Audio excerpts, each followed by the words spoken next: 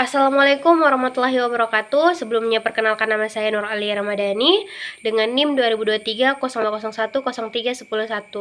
Di sini saya akan membuat video untuk memenuhi tugas final mata kuliah manajemen operasi dan produksi, yaitu membahas kembali materi kelompok saya yang berjudul perencanaan rantai pasok. Baik, langsung saja ke video materinya. Nah, yang pertama kita akan membahas pentingnya rantai pasok. Rantai pasok atau supply chain adalah jaringan yang menghubungkan proses dari pengadaan bahan baku, produksi, hingga distribusi ke konsumen akhir. Dalam dunia bisnis modern yang kompetitif, rantai pasok yang efisien sangat penting bagi keberhasilan perusahaan. Ada beberapa alasan mengapa rantai pasok ini sangat penting. Yang pertama itu meningkatkan efisiensi operasional, mengintegrasi proses dari awal sampai akhir, dapat mengurangi waktu tunggu, menurunkan biaya penyimpanan, mengurangi pemborosan, dan proses menjadi lebih cepat, hemat, dan bernilai tambah. Terus yang kedua, responsif terhadap permintaan pasar. Rantai pasok yang tangguh dan fleksibel membantu perusahaan menyesuaikan diri dengan perubahan besar, menghadapi gangguan pasokan atau krisis global. Contohnya pada saat pandemi, perusahaan tetap bisa memenuhi permintaan konsumen.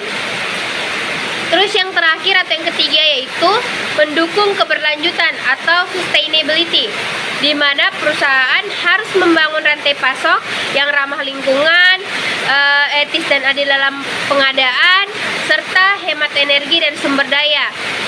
Ini adalah bagian dari tanggung jawab sosial dan kepatuhan regulasi. Di sini saya akan membahas materi mengenai ekonomi rantai pasok. Ekonomi rantai pasok adalah kajian tentang aspek ekonomi dalam aliran barang dan jasa dari bahan baku sampai produk akhir yang sampai ke konsumen. Ini penting untuk mengurangi biaya, meningkatkan nilai, menciptakan keunggulan kompetitif yang berkelanjutan. Adapun poin-poin penting dalam ekonomi rantai pasok, yaitu yang pertama ada total cost of ownership atau TCO. Adalah total biaya dari awal hingga akhir siklus hidup produk, termaksud biaya produksi, penyimpanan, transportasi, pengadaan, hingga retur. Rantai pasok yang dikelola baik, TCO lebih rendah dan operasi lebih efisien.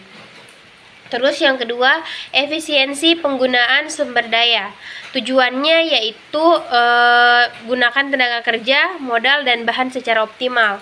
Contohnya seperti sistem gudang pintar, metode just in time atau mengurangi stok dan pemborosan, yaitu dapat menghasilkan biaya lebih hemat dan kinerja meningkat.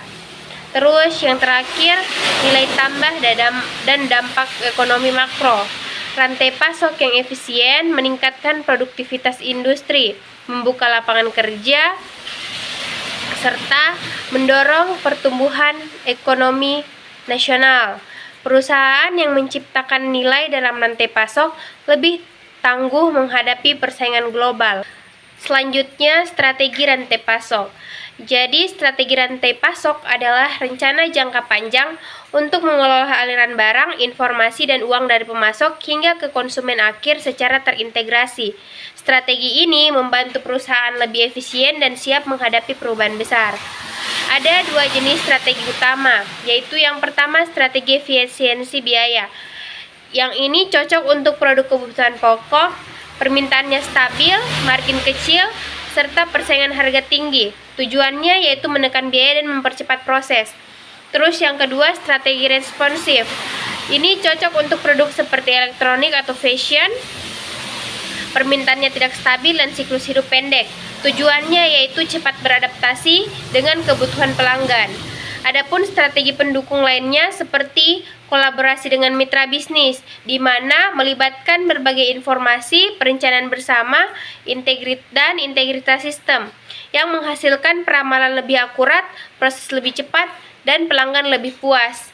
Terus fleksibilitas dan inovasi teknologi, yaitu dengan menggunakan LOT, Big Data, dan AI.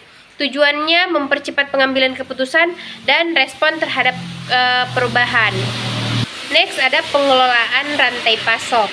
Pengelolaan rantai pasok adalah proses mengatur dan mengoptimalkan semua aktivitas yang terlibat dalam penggerakan barang, informasi, dan uang dari pemasok hingga konsumen. Tujuannya yaitu meningkatkan efisiensi, efektivitas, dan nilai tambah. Adapun aktivitas utama dalam manajemen rantai pasok, yang pertama perencanaan permintaan, pengadaan bahan baku, produksi, manajemen persediaan, logistik, dan layanan pelanggan. Kunci keberhasilannya yaitu ada 4. Yang pertama, integrasi internal dan eksternal, yaitu menyatukan semua fungsi dalam perusahaan seperti produksi, pemasaran, dan keuangan, serta bekerja sama dengan mitra luar seperti pemasok, distributor, dan pelanggan. Terus yang kedua ada koordinasi dan teknologi. Koordinasi dan teknologi ini memiliki tantangan yaitu komunikasi buruk dan sistem yang tidak terhubung. Solusinya gunakan ERP dan SCMS, keputusan bisa dibuat cepat dan akurat. Yang ketiga ada manajemen resiko. Resiko seperti keterlambatan, harga naik, bencana harus diantisipasi. Kuncinya yaitu kelincahan dan kesiapan menghadapi perubahan. Dan yang terakhir keberlanjutan atau sustainability. Perhatikan lingkungan dan sosial, seperti kurangnya emisi karbon, kelola limbah, perlakukan mitra dan pekerja secara etis. Jadi dalam pengelolaan rantai pasok yang efektif, adaptif, dan berkelanjutan sangat penting untuk meningkatkan daya saing bisnis dan menjaga kepuasan pelanggan. Next, pemilihan pemasok. Pemilihan pemasok atau supplier selection adalah keputusan penting dalam manajemen rantai pasok karena memengaruhi kualitas produk, efisiensi biaya, dan kelancaran produksi. Pemasok yang tepat bisa menjadi mitra strategis yang membantu perusahaan lebih unggul di pasar. Adapun kriteria utama pemilihan pemasok yaitu yang pertama harga. Harga harus kompetitif untuk menjaga efisiensi biaya. Terus yang kedua kualitas, produk harus memenuhi standar agar hasil akhir tidak terganggu. Yang ketiga keandalan pengiriman. Pemasok harus bisa mengirim tepat waktu. Yang keempat kapasitas produksi harus sanggup memenuhi kebutuhan perusahaan, dan yang terakhir komitmen keberlanjutan, di mana perusahaan kini memilih pemasok yang ramah lingkungan dan etis. Adapun metode evaluasi pemasok yaitu yang pertama AHP atau Analytical Hierarchy Process, yaitu menentukan prioritas kriteria dan membandingkan pemasok secara sistematis. Terus yang kedua ada TCO, Total Cost of Ownership, tidak hanya harga awal tapi juga mempertimbangkan biaya tambahan seperti transportasi dan resiko.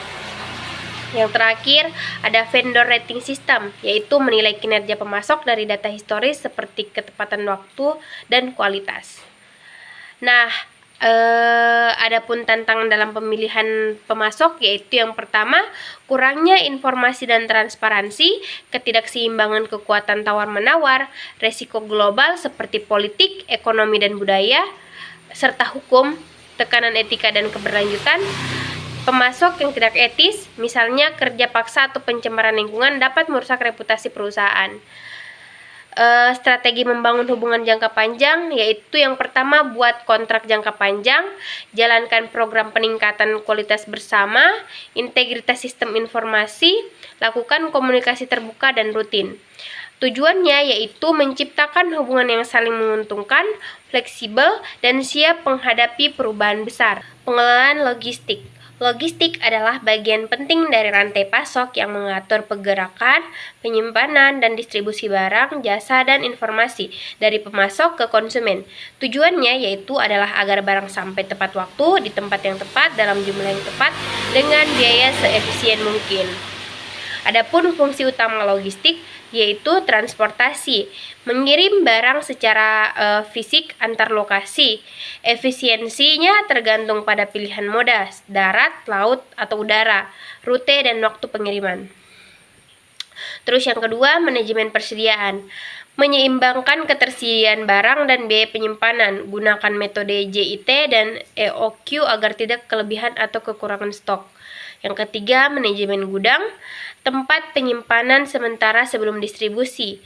Tata letak gudang dan teknologi membantu mempercepat proses. Yang keempat ada pemrosesan pesanan, mulai dari penerimaan pesanan, pemilihan, pengemasan, dan pengiriman. Layanan cepat dan akurat pelanggan pun puas dan loyal. Adapun tantangan dalam logistik yaitu yang pertama biaya tinggi, terutama pengiriman ke daerah terpencil. Terus permintaan tidak pasti, gangguan pasokan dan infrastruktur yang kurang memadai. Dalam skala global, regulasi berbeda, resiko politik dan ekonomi rumit. Solusinya yaitu bangun sistem logistik yang fleksibel dan tangguh. Adapun peran teknologi yaitu IoT, tracking real time, big data, dan otomatisasi gudang, yaitu tingkatkan visibilitas dan efisiensi kendaraan listrik dan logistik digital, membantu kurangi emisi karbon, yaitu ramah lingkungan, contohnya seperti Amazon dan Alibaba yang unggul karena investasi di teknologi logistik. Terakhir, pengukuran kinerja rantai pasok. Pengukuran kinerja rantai pasok bertujuan untuk menilai efektivitas dan efisiensi proses rantai pasok. Dalam mendukung tujuan perusahaan, dengan pengukuran yang tepat, perusahaan dapat mengidentifikasi kekurangan, menyempurnakan proses, meningkatkan nilai bagi pelanggan dan mitra, serta mendukung pengambilan keputusan dan komunikasi antar bagian. Adapun dimensi utama pengukuran kinerja yaitu reliabilitas. Reliabilitas ini yaitu ketepatan waktu, keakuratan, dan konsistensi pengiriman. Contohnya perfect order fulfillment. Terus yang kedua, responsivitas, di mana kecepatan dalam memenuhi permintaan pelanggan. Contohnya order fulfillment cycle time. Terus yang ketiga, efisiensi biaya, seberapa hemat penggunaan sumber daya. Contohnya supply chain cost per unit. Terus yang keempat, pengelolaan aset, yaitu efektivitas pemakaian gudang, kendaraan, dan lain-lain. Contohnya inventory days of supply. Terus yang kelima, keberlanjutan atau sustainability, dampak sosial dan lingkungan seperti emisi, limbah, dan etika kerja. Adapun model pengukurannya yaitu seperti Supply Chain Operation Reference, yaitu kerangka kerja standar untuk mengukur dan meningkatkan kinerja rantai pasok. Terus yang kedua, metode dan alat pengukurannya Key Performance Indicator atau indikator kuantitatif sesuai tujuan bisnis. Balance Scorecard, yaitu menggabungkan pengukuran keuangan dan non-keuangan dari 4 perspektif: keuangan, pelanggan, proses internal, dan pembelajaran. Terus dashboard dan sistem informasi SCM, ERP dan analitis memudahkan pemantauan data real time dan analisis visual. Adapun tantangan yang akan dihadapi yaitu kurangnya integrasi data antar bagian atau mitra, sulit memilih indikator yang cocok, terlalu fokus pada indikator keuangan sehingga aspek lain seperti inovasi dan keberlanjutan terabaikan.